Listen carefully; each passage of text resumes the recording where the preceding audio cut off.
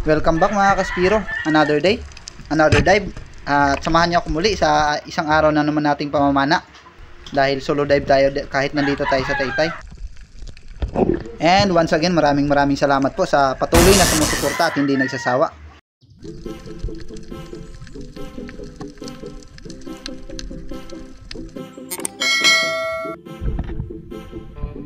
Good morning mga Kaspiro. Bili lang tayo ng foods at gas. So dive lang tayo dahil yung inaasahan nating kasama ay hindi muna nakakasama ngayon. Okay, let's go.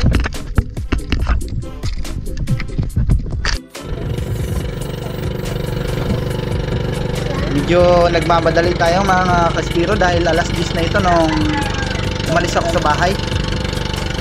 At sana makadali pa rin tayo kahit tanghali na.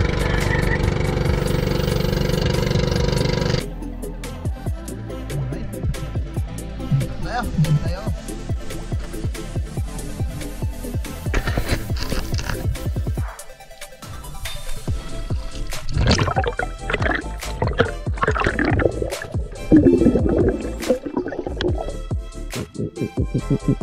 Warm up dive.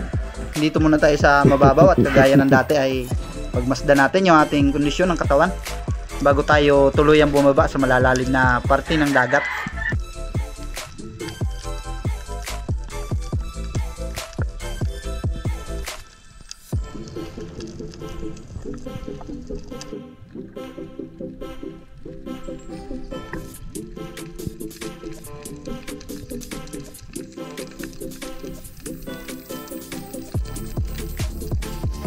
At kagaya ng dati ay ambush type pa rin ang birada natin dahil lahat naman ng mga isda na pwede natin makita ay nabibili at napakagandang presyo pa.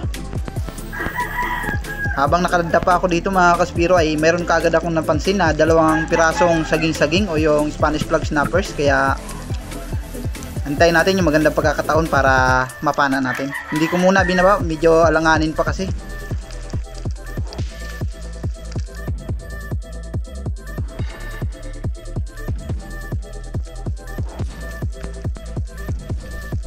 Alright, ito na yung pangalawang pagkakataon ng pagsisid natin, kaya gamitan natin ang buwilo ng katawan habang pababa para hindi tayo mapansin ng isda, at kung mapapansin man tayo ay may posibilidad na bumalik pa rin dahil hindi siya nabubulabog.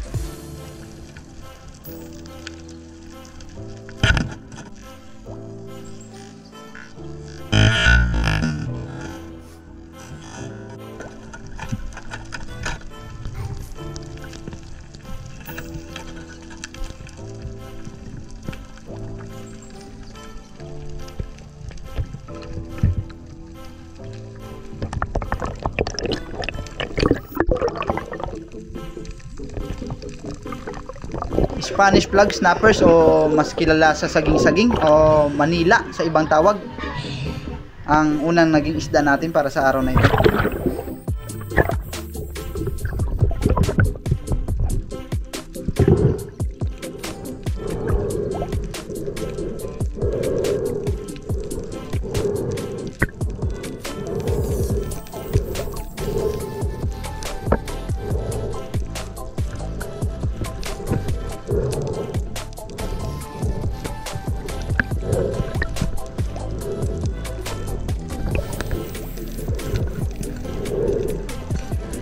At dahil naka-breakaway yung ating spear gun, kaya ganito na lang ng paraan ng pagtuhog ko para diretsyo na sa buya natin.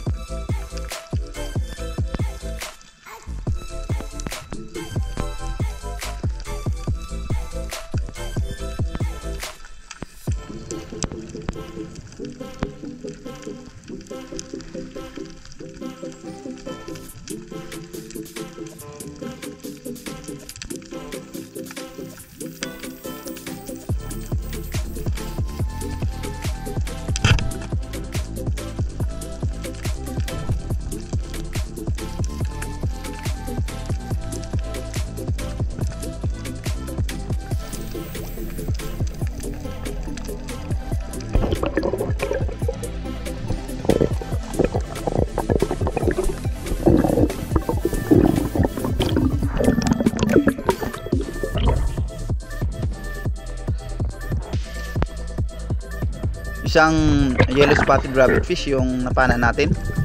Pero yung sa kalagayan niya hindi masyadong advisable na panain kasi napakaliit na tsansa na tamaan, pero ganun pa man sinubukan pa rin natin at buti na lang tinamaan din.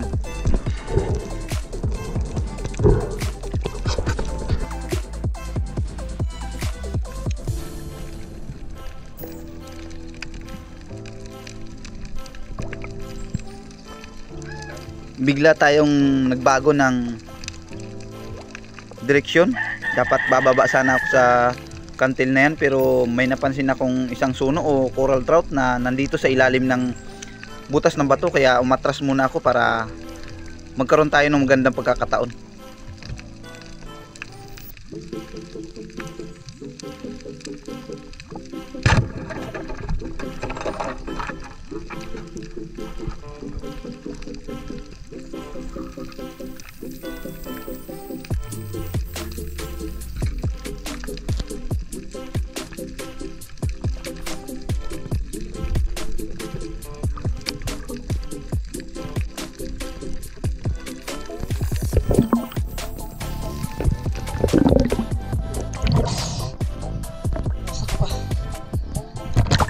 Medyo lumaki lang talaga ang sugat dahil tumama yung ating shop sa malambot na parte ng kanyang katawan at napunit nung pumalag siya.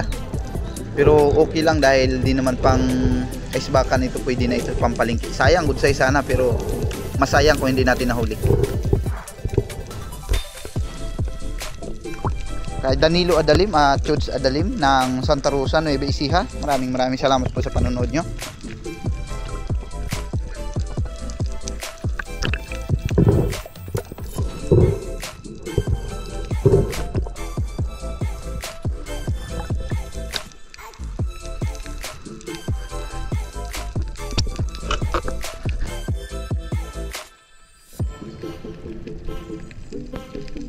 Kay Dennis De La Cruz and family ng Naik City, maraming salamat din po sa panonood nyo.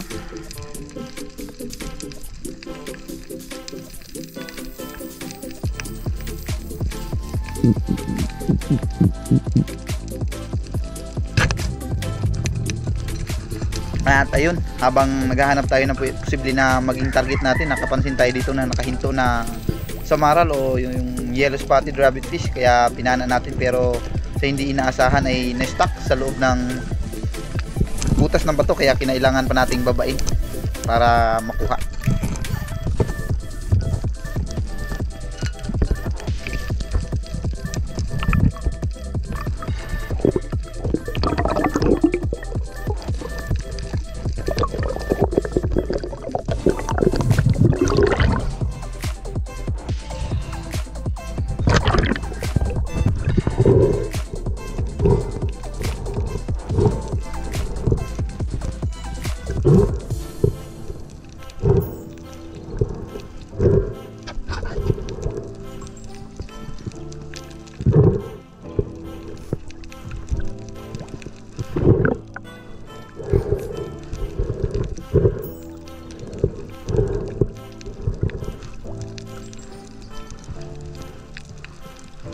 Kay Nitan Abad o Sisid ng Ruas, Palawan, shoutout sa iyo boss. Isa rin sa mga espiro ng Palawan ang dapat imimit natin dito sa Taytay, pero nagkaroon kami ng kaunting problema kaya hindi siya natuloy dahil may importante siyang lalakarin.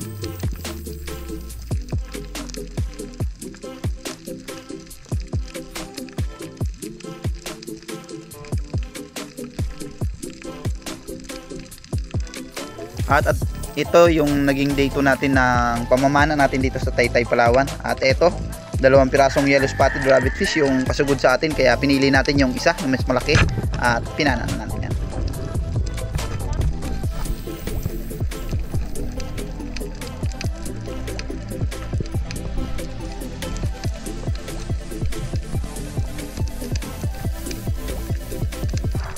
Dati na akong namamana dito mga kaspiro dahil dito talaga ako nag-umpisang mamana sa Taytay, at yung napapansin yung mga buya ay mga seaweeds yan na tinatanim. Kaya dito ako palagi dahil hindi ito napapasok ng kompresor, kasi kung sa laot bugbog na rin ng mga nagkukompresor.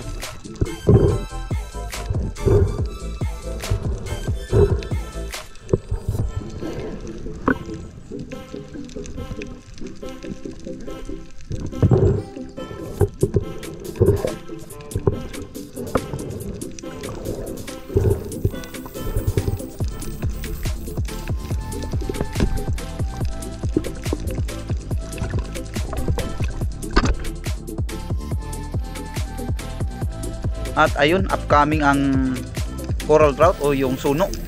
Kaya napakagandang timing.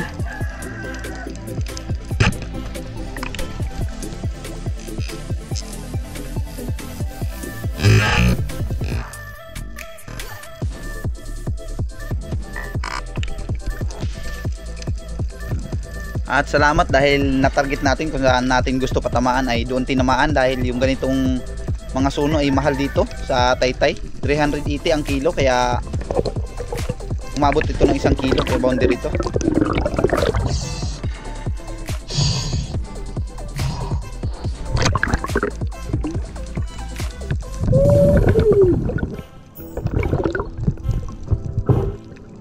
Stone shot ang kanyang pagkakatama, dead on the spot.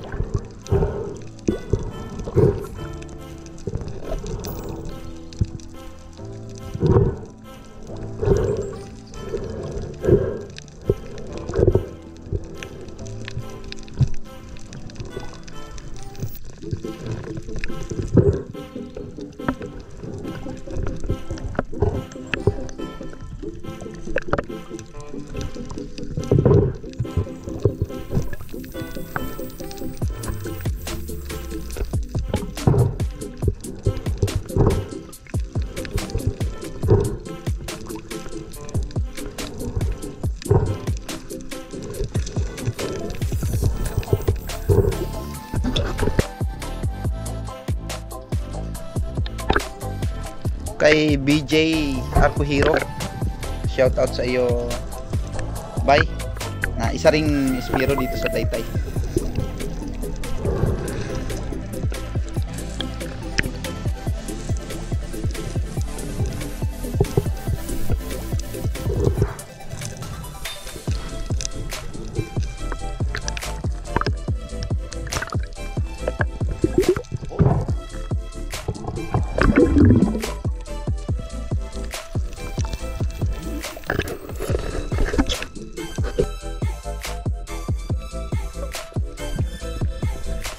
At ito may magandang pwesto, kaya try natin i-check kung anong meron dito.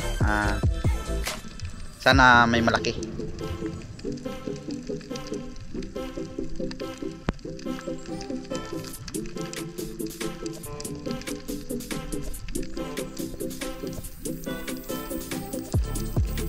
Dalawang pirasong mublad o samaral yung nandito. Kaya timingin natin dahil napakahirap ng pwesto, kasi kung papanain na lang natin ng basta-basta may posibilidad na umungot yung ating flapper sa mga bato.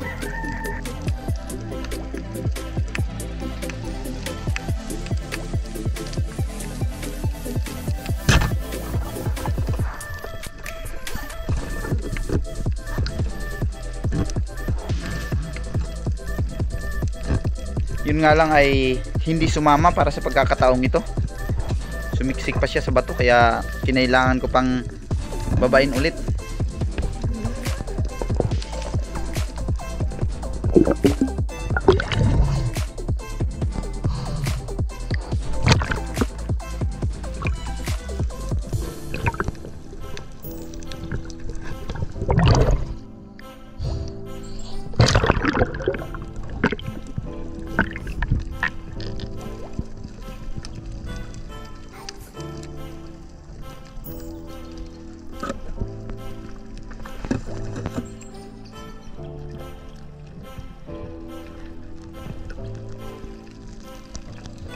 Hindi pa ganun kalinaw talaga yung visibility ng dagat dahil malakas pa rin ang gulong ng amihan, pero goods na, pwede nang pagtiyagaan.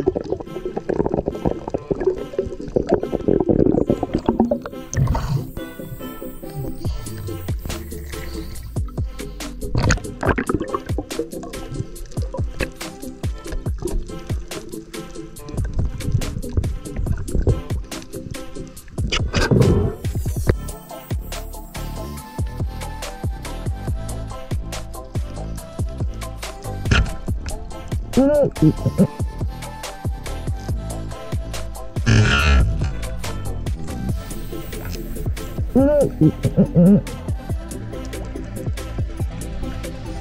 syempre, napakagandang tama ng GT o Giant Trevally, yung mamsa, langugan sa ibang tawag. Kaya boundary dahil stone shot yung ating pagkakapana. Sana palaging ganito para yung shop natin ay hindi nakikilo. Back to back record at tupi dahil kahapon mayroon din tayong GT at ngayon maraming salamat sa napakagandang pagkakataon na binibigay sa atin ng Panginoon.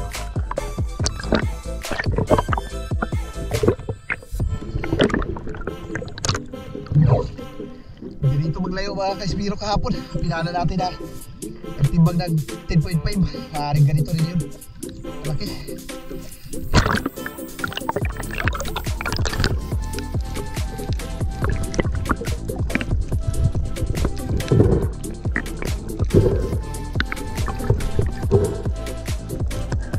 Hindi ko muna tinanggal sa shop mga ka-Spiro hanggang sa makarating tayo sa bangka dahil may mga kaso na pagkakaganito ay nawawalan na pala ng malay. Hindi dapat pagkatiwalaan yung mga ganitong isda mga ka-Spiro dahil malakas ito. May posibilidad na kaya tayong lunurin ng mga ganito na kalaking isda.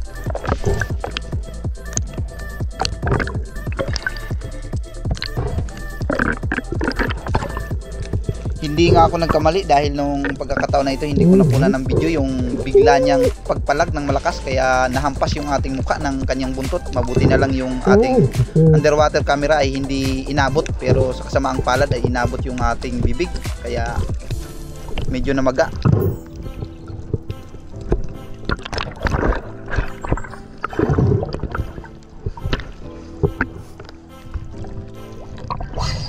Lumaki lang ito ng isang guhit. Kung kahapon ay 10.5, ngayon ay 10.6.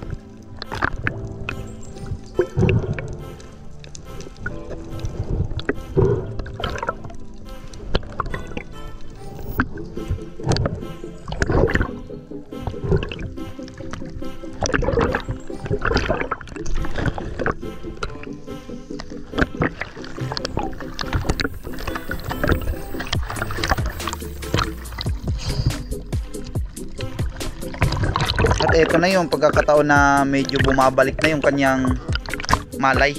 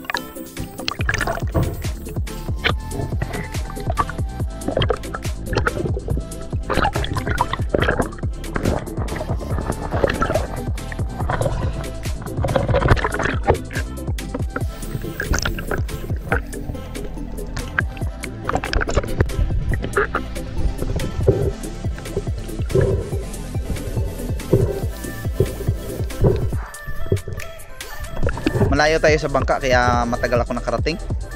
Habang papunta tayo sa bangka ay sinisiguro ko yung kamatayan niya dahil hindi talaga dapat pagkatiwalaan dahil nahampas na ako ng buntot niya nung pagkakataon na to.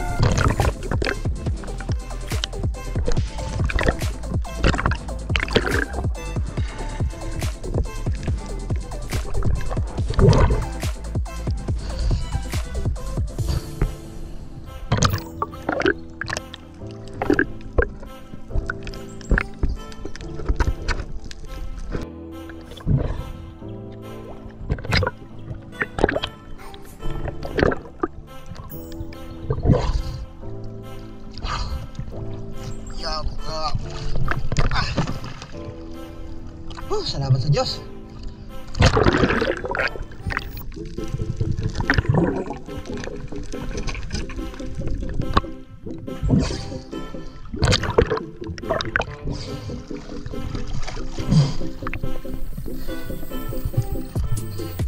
Mas magkasilaki talaga mga kahapon.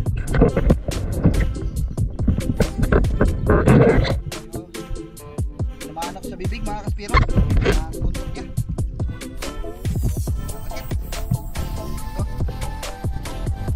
Medyo namaga.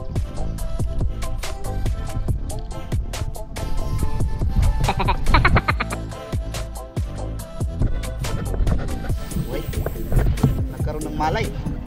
Hindi ko nakuha ng video kanina habang papunta ko dito sa bangka. Bumalag siya ng malakas, inabot yung mas kung saan nakakabit yung ating GoPro, kaya medyo kinabahan ako. Buti na lang wala rin nangyari sa GoPro natin. Kaya lang sa bunganga ako tumama mga kaspiro, kaya namamaga ang bibig ko. Ito yung sorted. Yun, hindi na masama. Kanina siguro mga sobra alas 10 na ako nagtalon. Ay, mga alas 12 siguro, mga 2 hours lang itong dive na ito mga kaspiro. Solo dive lang, pero salamat dahil kadilinsya tayo.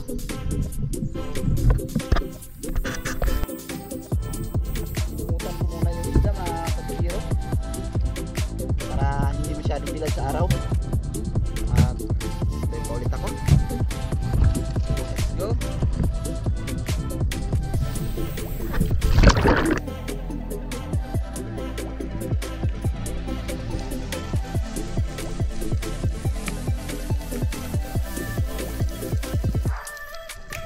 At ayun, another set. At 4 na pirasong Spanish flag snappers o yung saging-saging yung naging target natin dito.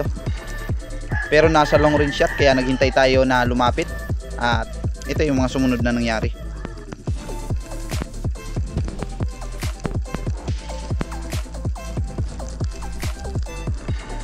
Nasa gilid ko lang pala yung lifty o yung Harlequin sweet lips na hindi ko napansin. Sayang, napakalaki pa naman. Sa pool sana pero mamaya maya ayan oh, nakabitaw din.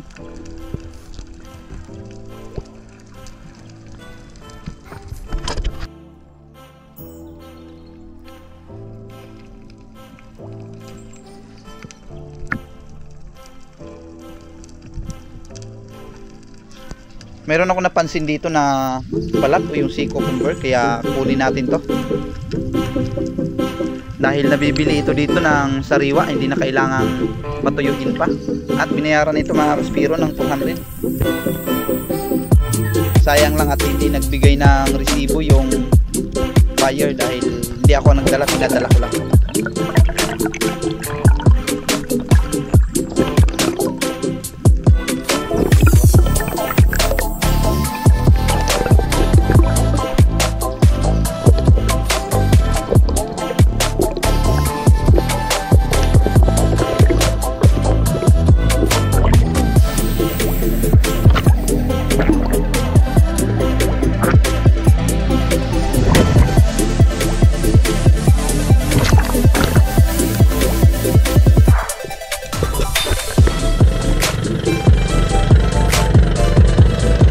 Matapos ko makuha yung balat ay tuluyan ako umuwi dahil lumalakas ng amihan at kailangan ko makapasok sa ilog habang malaki pa ang dagat.